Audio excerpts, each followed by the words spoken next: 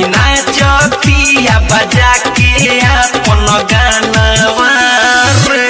अरे तो जाए ना दे, नया साल हो तो नाची गई ना मने काहे हो नहीं मानतिया कोनो को कहनावा रे।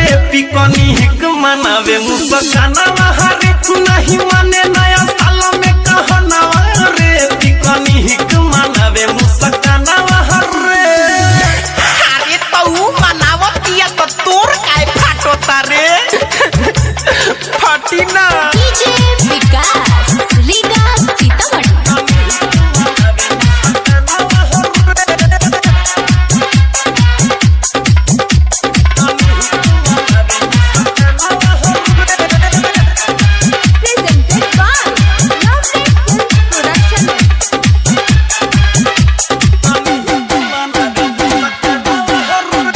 मुर्गा अंडा बनावेले नया साल मनावेले।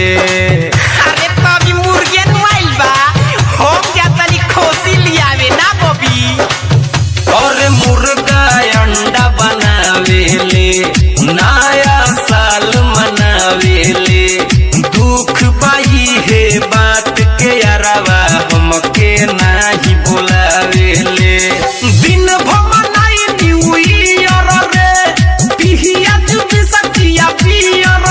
निक लागता नाये करयो बरहनावा रे। ना तब को रोहनिया खराब बा का बबी रे मनाओते पार्टी देखो तनी केंग रोको तारे तोरा।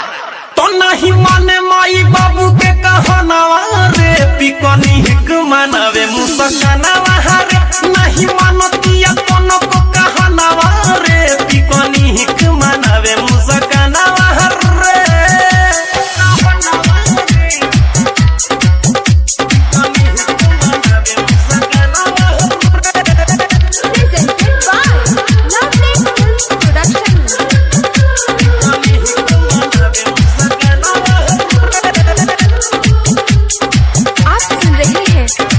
पटेल की आवाज में।